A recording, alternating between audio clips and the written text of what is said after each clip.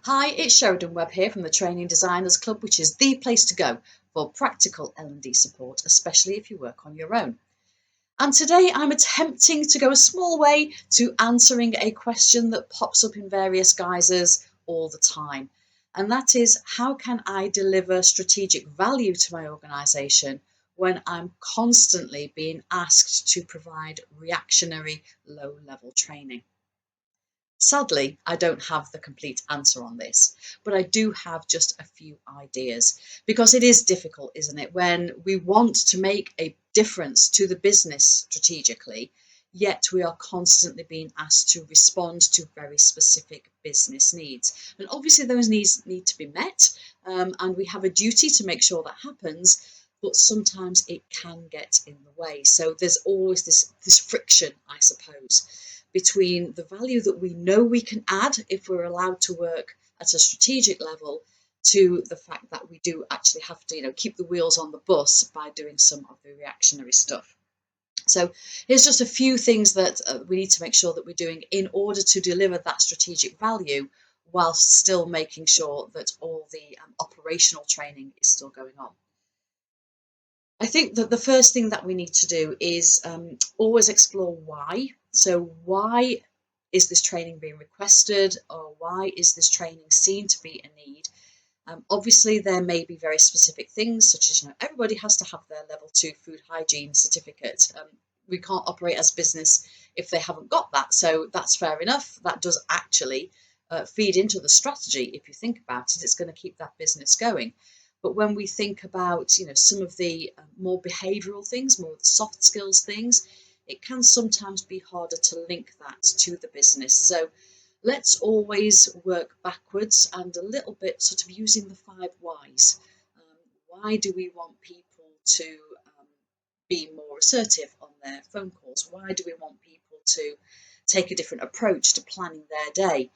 And let's really drill down why, until we can actually link that to a specific business need, because that allows us to reflect that specific business need in the training that we're doing. And it's just a very helpful reminder to the people coming on that training that this isn't a nice to do, this is actually linked to the business objectives, and we can help join the dots for them, because I think a lot of the time people see training as something that happens in isolation. So we have to do the legwork in joining the dots and explaining exactly how learning these skills is going to help deliver the business objectives. Linking to that, I think we have to move away from quoting learning objectives at people. People don't care. What they want to focus on, and actually what the business wants to focus on, is what are they going to do and what are the results that they're going to achieve. So does it really matter if they know this theory or can quote that model? No, it doesn't. What are we actually going to be able to do, and why is that going to help them? So think about behavioural objectives and think about what's in it for me and also what's in it for the business, and make sure that is more prominent when we're talking to people about what the training that we design and deliver actually achieves for the business. Because again, if we don't make that clear, other people are less likely to make the leaps for themselves. Another thing to think about is timescales. Now, you and I both know that to deliver long-term business impact through L&D, we have to take measures in the long term, yet we are constantly held to short-term measures. Oh, we ran some courses last month. What's been the business impact?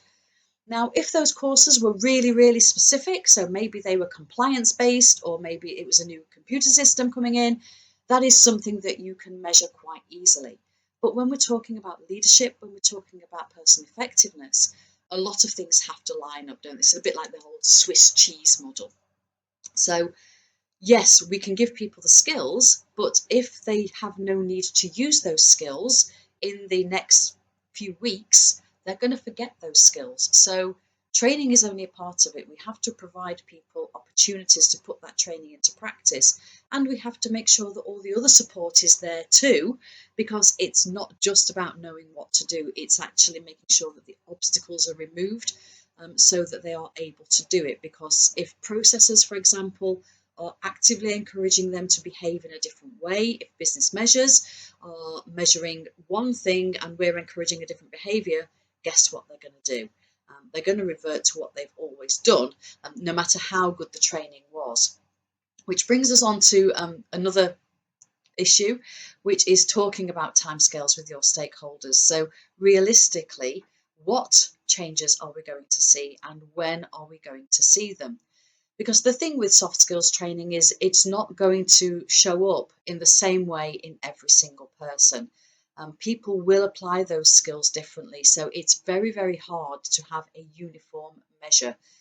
Sometimes the qualitative measures, the anecdotes, the stories, the examples tell a much better picture about the value of that training than some statistics, particularly when we're talking about these broader skills that can actually be applied in multiple locations. So that's something else that we need to bear in mind. And also, as we're going about the sort of the day-to-day training that we all do in organisations, it's about building in a red thread. So showing how each of these modules, each of these courses links into the bigger picture, how they relate to other modules and other courses. So people can see that training isn't something that's happening in isolation, but actually it builds. And when we put all the pieces together, we can actually have real business impact. So to constantly refer back to other training, to previous training, to other systems within the business, and showing how these are all parts of the same puzzle that will help people to achieve business success is, again, something I think that we have to do. We really have to make it crystal clear what benefits people are getting. Otherwise, they're not necessarily going to notice that. And of course, the other thing to remember when we're thinking about evaluation and measuring is that not everything that counts can be measured, and not everything that can be measured counts.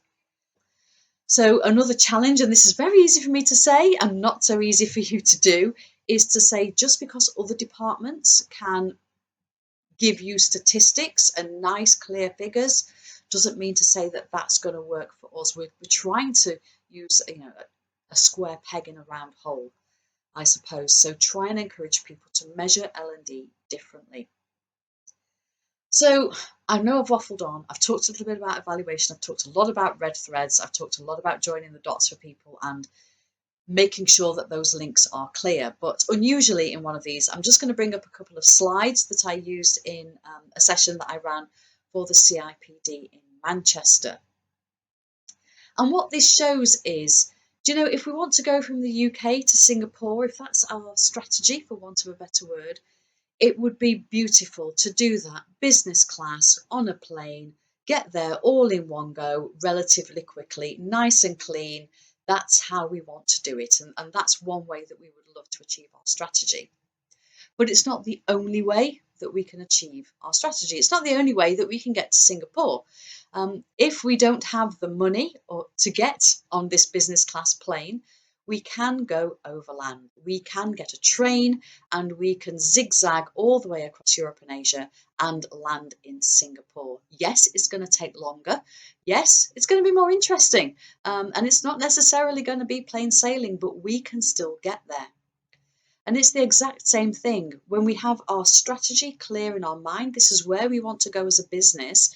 It would be wonderful if every single thing we did as an L&D team was purely to do with achieving that strategy and everything was aligned towards it.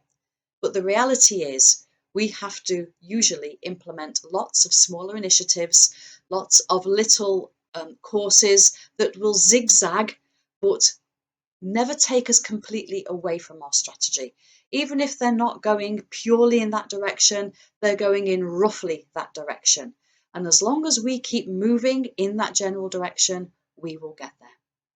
So I hope that that has been helpful, and I hope that's given you some things to think about when you're trying to deliver strategic L&D in an organisation that is constantly pressurising you to work operationally. For more of my thoughts on how we can do things in a practical way in L&D, please check out the rest of the Dear Training Designers Club videos. I also share lots of random thoughts on what makes great L&D in my Monday musings, and there is the Training Design podcast where I talk to fellow L&D practitioners about how they go about designing, delivering and managing their L&D. And of course, please check out the website, which is www.trainingdesignersclub.co.uk for free and low-cost resources and to join our vibrant, supportive VIP community.